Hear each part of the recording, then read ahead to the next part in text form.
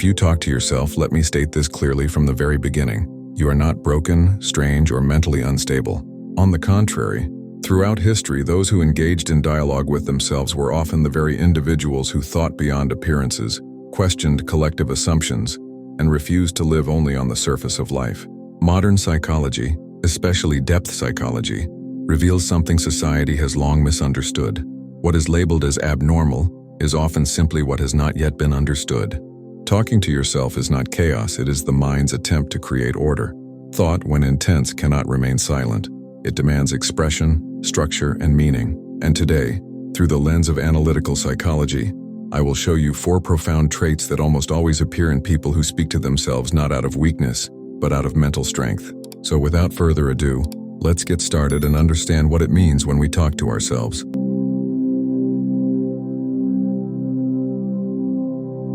Trait 1. Your mind requires clarity, not silence.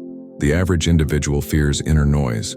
Silence for them is not peace, and it is confrontation. That is why so many people fill every moment with distractions, screens, and constant stimulation.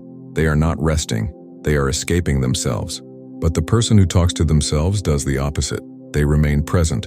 They confront their inner material. In Jungian psychology, this reflects a crucial distinction: the difference between repression and integration. When a thought remains unspoken, it often stays vague, unresolved, and emotionally charged. When it is spoken, it becomes shaped, examined, and placed into consciousness. You are not hearing voices. You are externalizing thought to make it intelligible. Research confirms what Jung intuitively understood. Verbalizing thoughts increases cognitive clarity and reduces internal confusion. Language gives form to the formless. It turns psychological noise into structured meaning. While many people tolerate mental fog, you demand precision. Your mind does not accept chaos easily. Silence for you is insufficient when thoughts accumulate without structure. You speak not because you lack control, but because your thinking is too active to remain unexpressed. This is not a sign of shallow thinking. It is evidence of depth. You do not skim reality when you descend into it. Trait 2. You use your voice as a tool for focus and perception. Have you noticed something seemingly insignificant? When you search for something, you speak aloud. Where did I put this?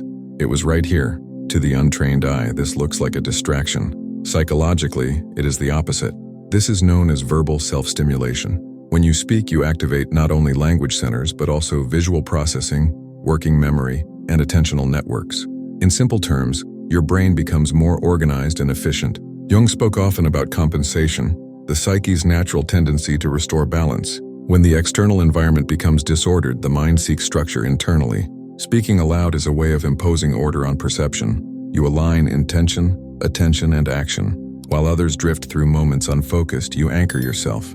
Your voice becomes a directive signal to your own nervous system. You filter distractions. You sharpen awareness. You do not wander mentally. You orient yourself. This is not randomness. It is psychological efficiency. You are not reacting to life passively. You are engaging with it deliberately, even through speech. Trait 3. Advanced emotional intelligence and self-regulation. Now we reach a critical point. Many people who talk to themselves do not speak only in the first person. They say things like, "You can handle this. Why did you react that way? Calm down." This is not fragmentation of identity. It is emotional maturity. Psychology calls this distanced self-talk. Jung would recognize it as the ego's capacity to step back from emotional possession. Instead of being overwhelmed by emotion, you observe it, you dialogue with it. Most individuals are consumed by their emotions without awareness. They do not regulate, they react. You, however, create psychological space. By addressing yourself as another, you prevent emotional spirals. You guide yourself out of them. This is a hallmark of high emotional intelligence. You become your own stabilizing force, your own counselor, your own inner authority, not out of arrogance but necessity. Under pressure, others collapse inward. You reorganize, you remain functional. That ability does not come from fragility. It comes from inner structure. Trait 4. Stronger memory for what truly matters. There is a psychological phenomenon known as the production effect. Information spoken aloud is encoded more deeply into memory than information processed silently. When you speak, your brain marks the information as significant. It creates stronger neural traces. In essence, your mind says, "This matters. Keep this." That is why people who talk to themselves are not overwhelmed by memory. They are selective. They remember what carries meaning. Jung emphasized that consciousness is not about accumulating data, but about integrating experience.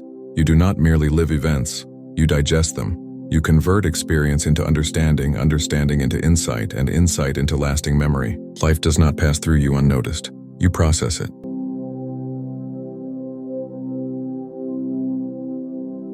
So if you catch yourself speaking aloud, understand this with absolute clarity. It does not mean something is wrong with you. It means your mind operates at a higher intensity. It seeks clarity, regulation, and meaning. High-performance systems require release. Powerful engines generate heat. The mind is no different.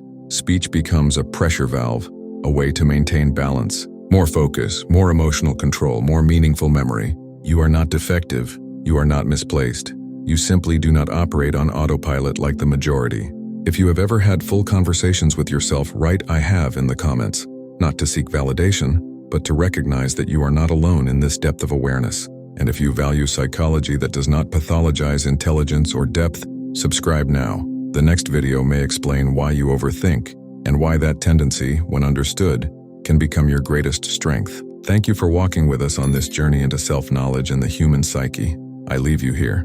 Until the next encounter, God willing. Amen.